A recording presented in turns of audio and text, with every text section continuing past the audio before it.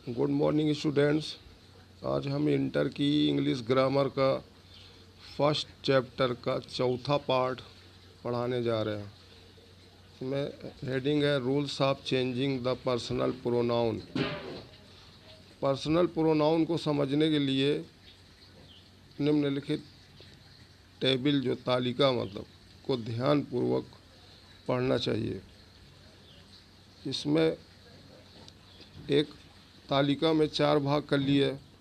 पहला भाग में हेडिंग डाल लिए पर्सन, दूसरे भाग में सब्जेक्टिव केस, तीसरे भाग में ऑब्जेक्टिव केस, फिर चौथे भाग में पॉसेसिव केस। फिर इसमें फर्स्ट पर्सन में सिंगुलर में आता आई, सब्जेक्टिव केस, इसका ऑब्जेक्टिव केस मी होता है और इसका पॉसेसिव केस माई और माइन होता है। इसका प्लूरल होगा फर्स्ट पर्सन में वी, इसका ऑब्जेक्टिव केस अस होता है और पॉसेसिव केस इसका आवर और आवर्स होता है। फिर सेकंड पर्सन में सब्जेक्टिव केस यू है, इसका ऑब्जेक्टिव केस यू ही रहेगा और पॉसेसिव केस योर और योर्स होगा। फिर थर्ड पर्सन में ही, शी, इट और दे आते हैं। ही का ऑब्जेक्टिव केस हिम और इसका पॉसेसिव केस हिज है। शी का ऑब्जेक्टिव केस हर और इसका पॉसेसिव केस हर और हर्स होता है। फिर इट का ऑब्जेक्टिव केस इट ही रहेगा और इसका पॉसेसिव केस इट्स होगा। दे का ऑब्जेक्टिव केस देम होता है और इसका पॉसेसिव केस देयर और देयर्स होता है। पर्सनल प्रोनाउन को समझने के लिए इंग्लिश मीडियम के नियम सन बटे 123 याद रखना चाहिए। इसमें पहला है, इसमें 3 नियम हो गए, S/1, O/2, N/3। सबसे पहले S/1 लेते हैं। S/1 का मतलब क्या होगा?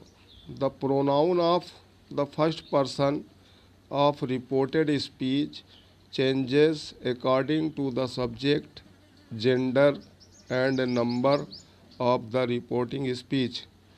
एग्जाम्पल है, he said to her, comma inverted comma, I am a student. इसमें आई रिपोर्टेड स्पीच में जो फर्स्ट पर्सन प्रोनाउन आई है और वो रिपोर्टिंग सब्जेक्ट ही के अनुसार बदलेगा। इसका इनडायरेक्ट हुआ, he told her that he was a student. फिर दूसरा एग्जांपल है, they said to us, comma inverted comma, we do not make a noise. इसमें रिपोर्टेड स्पीच के अंदर फर्स्ट पर्सन प्रोनाउन वी है जो रिपोर्टिंग सब्जेक्ट दे के अनुसार बदलेगा और रिपोर्टिंग सब्जेक्ट दे जो है वो कॉमन जेंडर है और प्लूरल नंबर है। इसका आंसर होगा, they told us that they did not make a noise. इसका सेकंड नंबर नियम है O/2। O/2 का मतलब हुआ, the pronoun of the second person of the reported speech changes according to the object, gender and number of the reporting speech.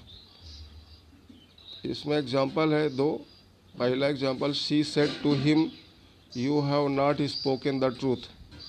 इसमें reported speech के अंदर second person pronoun you है जो रिपोर्टिंग ऑब्जेक्ट हिम के अनुसार बदलेगा। तो इसमें हिम जो है वो मास्कुलिन जेंडर है और सिंगुलर नंबर है। इसका आंसर हुआ, she told him that he had not spoken the truth. दूसरा example, they said to us, you have been sleeping since the evening. इसमें सेकेंड पर्सन रिपोर्टेड स्पीच के अंदर second person pronoun you है जो reporting object अस के अनुसार बदलेगा। अस जो है वो कॉमन जेंडर है और प्लूरल नंबर है। इसका इनडायरेक्ट होगा, they told us that we had been sleeping since the evening. Third number नियम है N/3।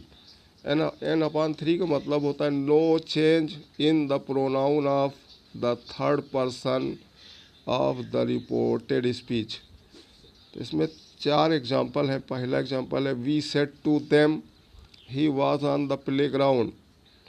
तो इसमें रिपोर्टेड स्पीच के अंदर ही जो है थर्ड पर्सन प्रोनाउन है, इसलिए इसमें चेंज नहीं होगा।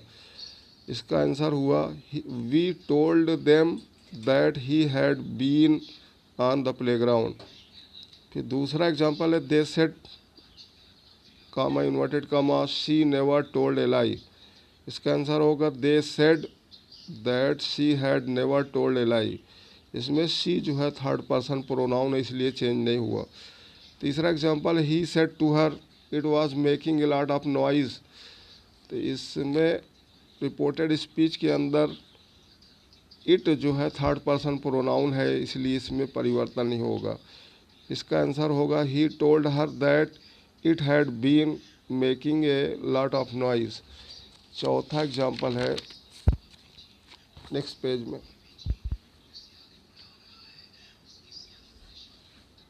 She said they had solved all the questions.